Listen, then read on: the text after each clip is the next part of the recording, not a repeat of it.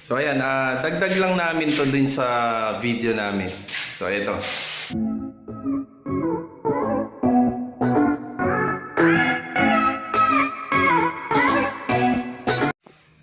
So ito guys, idagdag ko na lang din sa inyo sa video. So ayan yung sinasabi kong matagal na sa inyo na minsan ang caring channel hindi nakatumbok or hindi nakaribit dun sa trusses niya. So yan ang mahirap, ginagamitan lang ng alambre. So huwag kayong gagamit ng alambre guys. As much as possible, yung caring channel na yan, ribitan nyo ng dalawang ribit. Caring channel din ang ilagay nyo soleras papunta dun sa trusses. So ayan. Ito nga pala guys, self-destruct to. Walang sumira nito. Napasok ko lang to dito eh. Ibig sabihin yan, sa sobrang bigat ng hard deflex, yan ang nangyari. Alam nyo guys, ang hard deflex hindi naman yan nasisira eh. Kasi kaya siguro bumigay na rin yan. Ayan o, tagas ng ulan. Lumambot na siya.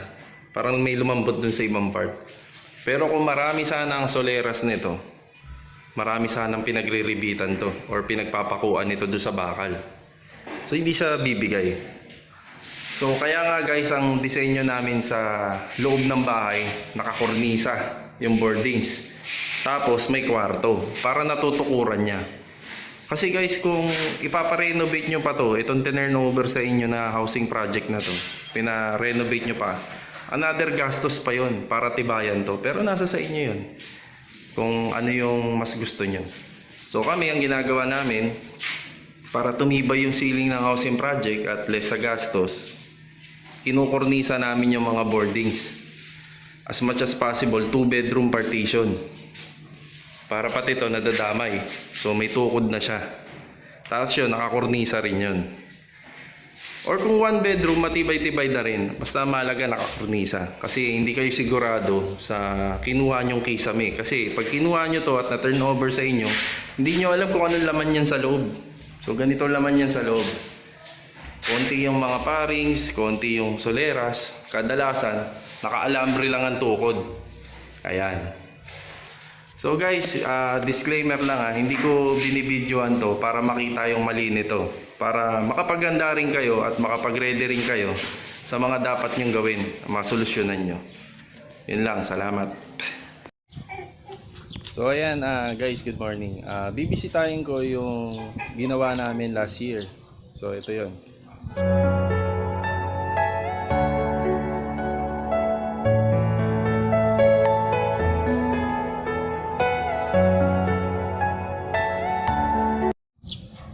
Check natin yung loob.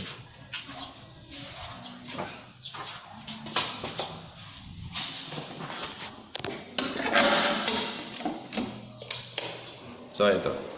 Meron siyang dalawang kwarto, 2-bedroom partition. So ito.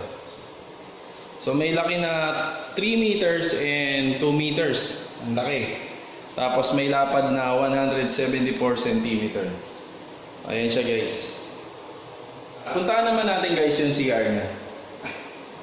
Actually guys, meron ako ibang plano dito kung sakaling magre-renovate kami talaga ng fully finish contract sa isang Amy Row house. Kasi tingnan nyo naman guys, ito na lang yung lawak ng daanan papunta dun sa may back extension area. So pag binuksan mo siya, yun. So halos na nakaharanan mo yung daanan. So kailangan pa natin siyang buksan ng ganyan para makita natin. So ito yung CR niya guys. Ito. So ayan. So usually guys, nilalagyan talaga ng exhaust fan yung CR niya. Tapos kung mapapansin nyo, ito yung parang ito yung dito yung may bintana dati, no? Papuntang kitchen.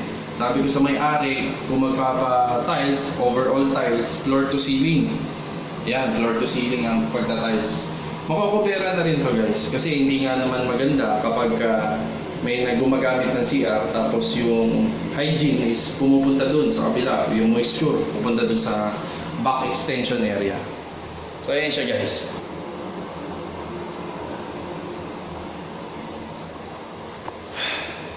Puntahan ko itong extension area niya. So ito. Medyo maluwag. Yan, kagaya sa mga sa part na yan. Ito yung floor, ceiling yan. So kung makikita nyo talaga sa isang back extension na ginagawa namin, 5 talaga yung ilaw niya. So pwede naman yan ma-switch, isa, yan, isa lang. Tapos kung gusto mo, patayin natin yung nasa gitna, bubukas yung 4. So yan. Tapos yung exhaust fan, individual din yung exhaust fan. Yan. Pag gusto mong patayin. Yan. Nga pala guys, pag gumagawa kami ng isang unit, nag-uumpisa kami sa bird type finish. Secondly nun, gusto kong mangyari is overall tiles. So yan, overall tiles. Pag sinabing overall tiles, lahat ng gusto na area na nagpapagawa, yun ang ita-tiles. So lahat yung kasada na. Tapos dun papasok yung pag-build ng room partition. Ito. Tapos, overall paint. Ngayon guys, kung may makikita kayo sa mga ginagawa namin, walang mga cabinet, no? Wala. Una kasi niyang guys, tip niyan is, kunyari, medyo nag-lock na yung budget ng nagpapagawa. Ito naman is pwede naman natin i-hammer yan. Diba? Kasi medyo pricey rin yung pagpapagawa ng cabinet eh. Tapos, syempre, mabubuhay naman kayo guys na kahit wala pang cabinet eh. So, pwede naman yung magamit itong area na to. Sumunod lang guys.